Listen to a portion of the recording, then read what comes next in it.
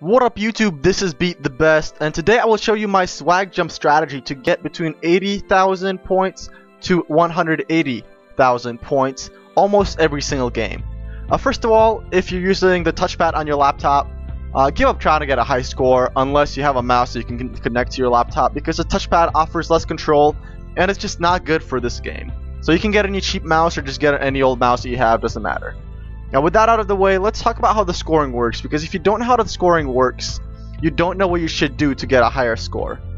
And also when I refer to points, from the here on out, I will refer to game points, in-game points. And when I say score, I will mean the final score that shows up in the Swagbucks tournaments. So first of all, you get 10 points for every green Swagbuck. You get 80 points for every yellow Swagbuck. You get around 10 points a second. I'm not quite sure about this number, but it's around 10. And then you get 25 points for every blue-green rotating Swagbuck that appears at around 5,000 Swagbucks, 5,000 point mark.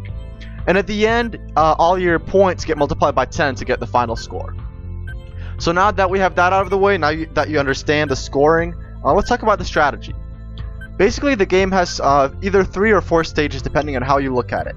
The first one is the easy green stage, then the hard green stage, then the easy blue green, and then the hard blue green. And so now you understand this, let's actually get into the game. So to start, I always switch my character to the Dino because it's green and the Swagbucks are green, and it's easier for your eye to focus on or at least for my eye to focus just simply on the green things and try to get one green thing next to the other green thing, because the other characters are either white and blue, white and black, or something like that, and it's harder to distinguish, especially in some of the messy areas in the levels. So my strategy involves trying to get as many points as I can in the easy stages, like the first one and the third one, by pretty much staying there for as long as possible, so getting as many points time-wise as possible, and collecting as many Swagbucks as possible. Time seems to be the easiest way to get scores, so it's better to stay in the easy stages for a longer time than to collect more Swagbucks in the hard stages. So my strategy is pretty much just try to jump in between the gaps and try to stay on the same level. Don't try to move up very quickly. And you go for yellow Swagbucks if you can reach them, but remember that they're only 80 points, so it only adds 800 to your final score. So it might or might not be worth the risk. It's up to you to decide. So if you're taking your time and you're just trying to get a higher score, the blue Swagbucks should start appearing at around the 5,000 points to 7,000 points mark. The later the better, because the later they appear, it means that the longer you have in the easy blue Swagbucks stage. If they appear before you reach 5,000 points, you should try going slower before that 5,000 before the blue Swagbuck mark on the next time you play. That's pretty much it, but I also have some extra tips for you guys.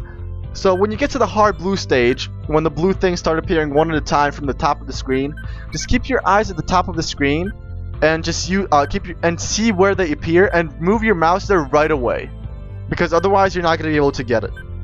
And if your mouse goes off the bottom of the screen, like the game screen, or it goes off the top, it's not gonna you're not gonna be able to control the game. The mouse has to be inside the game window. So try to keep your mouse in the middle of the screen so you don't accidentally get out of the game window. And sometimes the game also gives you what I call traps. Because if you look up and you see no green Swagbucks and only one yellow Swagbuck floating, you should try to go up as quickly as possible, because that yellow Swagbuck might be your only way of getting up. Because sometimes if you're using my strategy, you spend so much time on one level that the yellow Swagbuck that spawned at a point that will be your pretty much step to getting to the next green Swagbuck or blue Swagbuck, it would not be accessible because the yellow Swagbucks slowly move up. So if you stall too much, they might be unreachable. So if you see only one yellow Swagbuck and no green Swagbucks up ahead, try to get to that yellow Swagbuck as soon as possible, because that way you might actually get a higher score. So thank you guys for watching, and good luck in trying to get Swagbucks and trying to get a higher score.